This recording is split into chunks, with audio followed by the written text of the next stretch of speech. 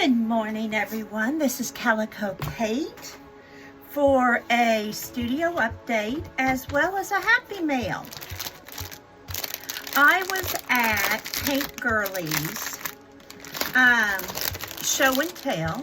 She's going to be opening a Etsy shop, and I will put her link down here. And she probably has some goodies if you want to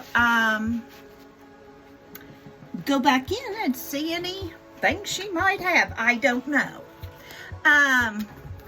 She might not have anything for sale now either, but I'm sure you can message her and find out. These were a couple pictures she drew. Isn't that gorgeous? I just love Lori's painting. It just is so awesome. And this is a painting she's got. Up here in my new studio, I'm going to have a wall of fame. And I'm going to create Emerson a place for her to hang up her art too, and Jackson if he wants to. He's not much of a crafter painter. He'd rather play the glue gun and cardboard. But anyway, this is one that she painted and did not sign. So Lori, if you send any more, please sign them. And then I ordered 2 of her little envelope storage thing. As you can see, this is chock full already, and I need another one, but hers were so much prettier, so I decided I'd get a couple of hers. She takes yellow envelopes like this, folds them, but then she decorates them so lovely. And she has some with the fold over lip on them, and then some without, so that you can have whatever you want. But isn't this gorgeous? I just I'd bought them all, except I couldn't afford them all. And because we know that I do spend stuff on my craft room. Greg was looking at my account, and he said, "What have you been buying now for upstairs?" That's what he calls it, upstairs. And I said, "Nothing," because I haven't. And he said, "Well, you did. There's $230 some." And I said, "That was for your granddaughter's birthday present. We're splitting with the other grandparents." Oh. So, you know, I do need to be careful. And, but anyway, I got this one, and then this one, I as soon as she showed it, I knew I had to have it. Look at this. Isn't that fun? Look at that. Isn't that pretty? And I probably won't add anything to these. I might, but I highly doubt it. So, I just love this watercolor. Lori, you amaze me every day. Look at the little fabric. I love that lady. And the little bling. Isn't that fun? And then it came in this beautiful wrapping that I will keep and do something with. So that is my, oh, and I forgot, this was in her little thank you. It says, "Enjoy the journey." And look at this deck of cards she has too. She sent me an ACT, and she did sign this with paintgirlee. The good, the bad, and the truthful. The friend board. Anyone can tell you that your new dress is fabulous, your post-vacation tan radiant, Your post-dental visit smile irresistible. Take someone you really trust to tell you when you've got poppy seeds between your teeth or that it's time to find a new hairstyle, a new therapist, or a new boyfriend. Unconditional love is what we're all looking for, but sometimes silent support isn't the greatest expression of love. When you feel the need to speak up, be tactful and truthful, honest is the currency of friendship. The more you spend, the richer you both become. And that's the one that says the good, the bad, and the truthful. And the friend board, independent thought is, well, indispensable.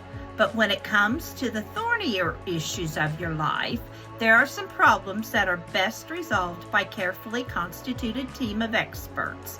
In other words, your friends. They'll be honored to be asked, so don't be shy about convening a consulting session with 2, 5, or 10 of your smartest, most sensitive pals. Pose the questions that puzzle you, then open yourself to the brainstorming that ensues. Chances are the process will be positive and powerful for all, and you'll all have a chance to return the favor soon. So I thought those were really cute. And this, absolutely gorgeous. Okay, I'm going to now show you an updated version. Hi, Calico Kate, finishing up the first part of this video. I continued with that video, and I didn't have my camera so you could see anything, so I didn't doing it over. So I am showing you now my main craft desk. This is where I'll make cards and all those kind of things, painting, stamping. For the most part, this will be the main desk.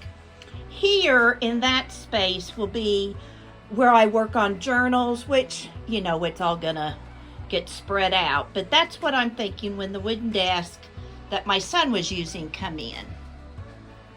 Over here is storage, as well as over here of stuff that will eventually get in those drawers and on that desk. So it's all real crowded right now.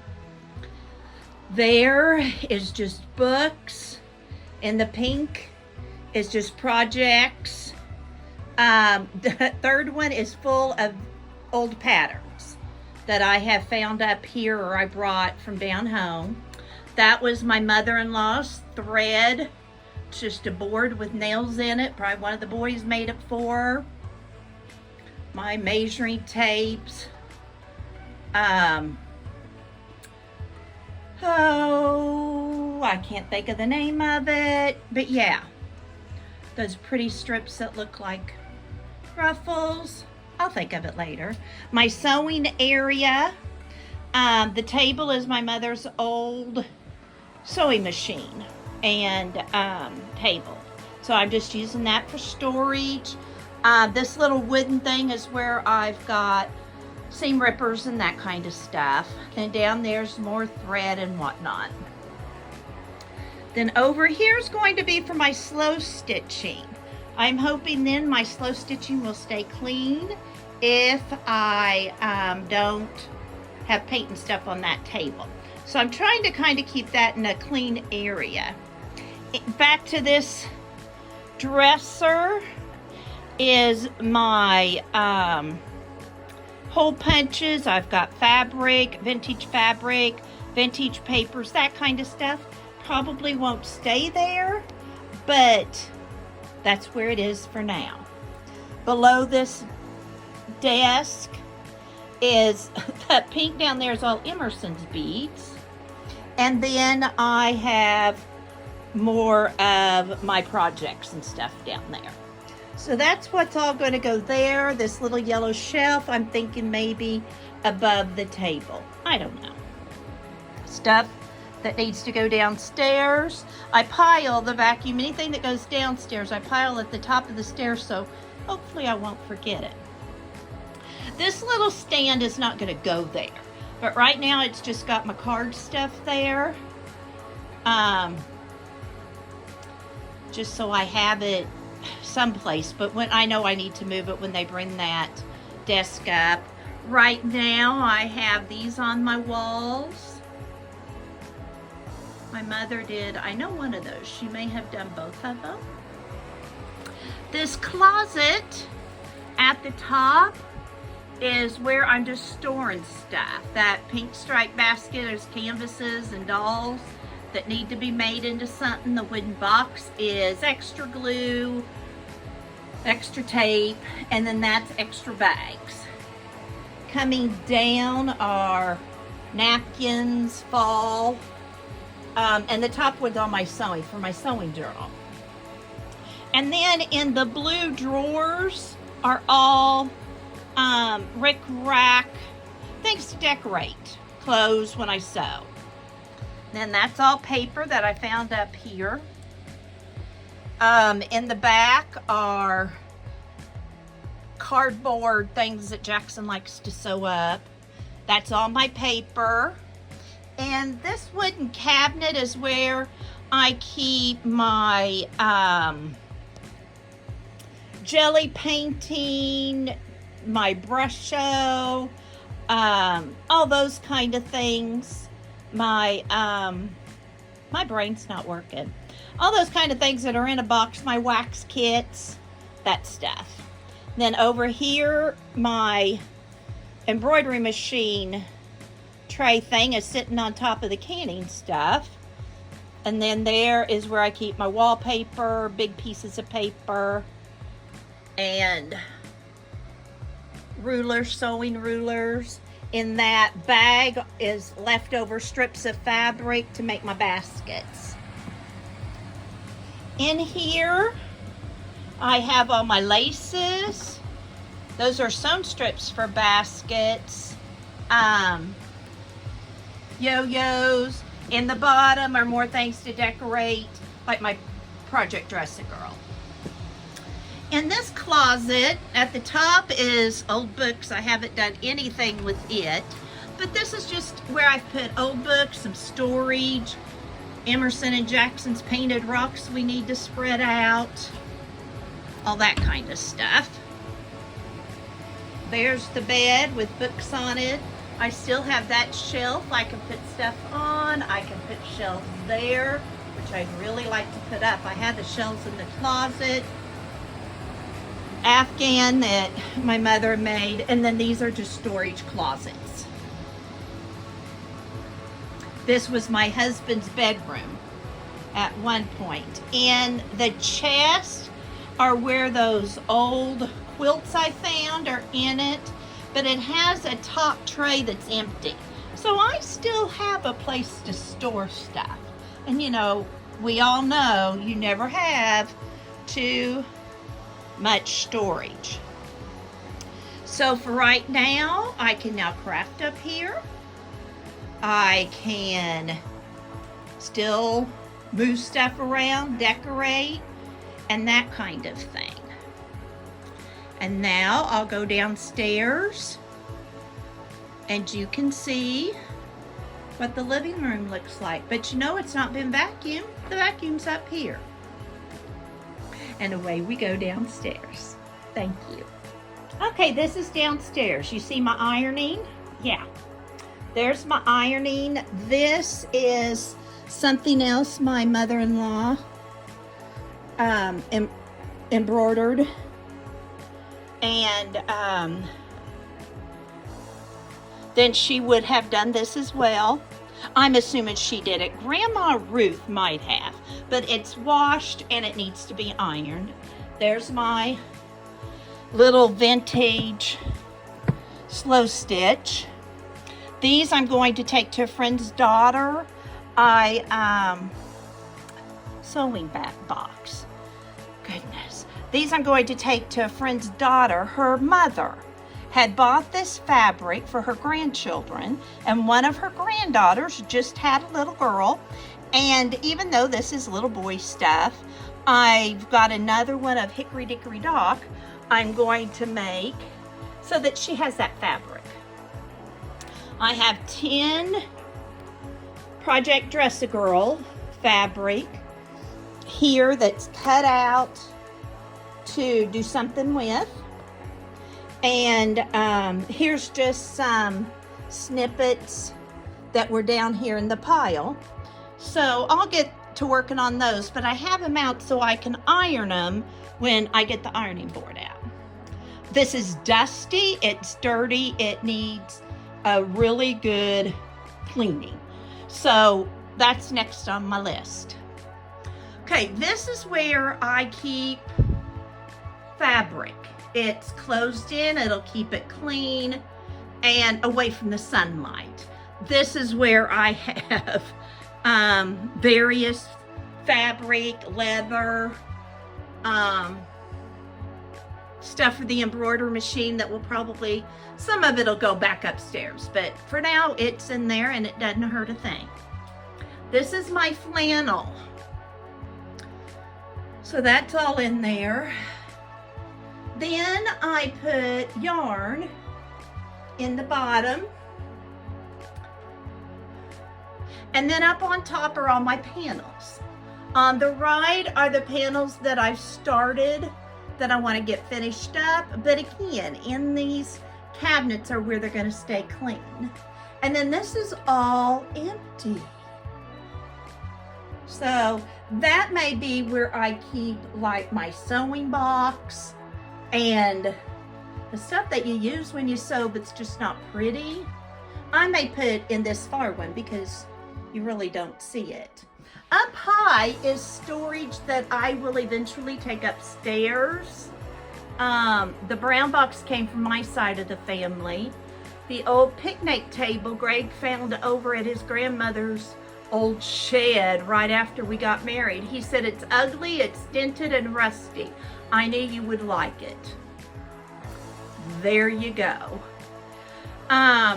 The spools of thread, if I find a place upstairs to put it, I'll put it there. That's an old wicker picnic basket that would make for good storage. And then there are the Raggedy Anns my grandmother gave me when I was a little girl. But again, I'll bring a ladder or step stool in. I'll take those down when I've got a kid, and I'll clean those and redo it. I've still got some stuff on the walls that will come down and go upstairs, but again, no hurry. This little table, I'm going to put that embroidered white thing on it and tablecloth on it, and I'll have it there. Back here I have my knitting bags, and the one in the back is my mother-in-law's, and she started crocheting something. She got so her knitting, she couldn't knit, but she could crochet. So now that I'm crocheting, I may see about finishing that. I haven't even looked to see what it is because the last time I looked at it, I didn't crochet. Over here where I had a lot of my little containers and stuff, like my clips and those kind of things are still, I moved those, but I still have a lot of sewing things there that might be fun on that shelf. But again, no worries. You know, if some of that doesn't get moved for a long time, if ever, so be it. So anyway, I've got my laces up. As you saw, I've still got Emerson's little desk that she uses, her Barbies, her toy box. And all this stuff is just as I picked up and moved stuff. So there we go. So that is the end of part 3 of the studio makeover. And this is Kathy Cal, Calico Kate, and I'm reminding you, you have a purpose. Bye for now.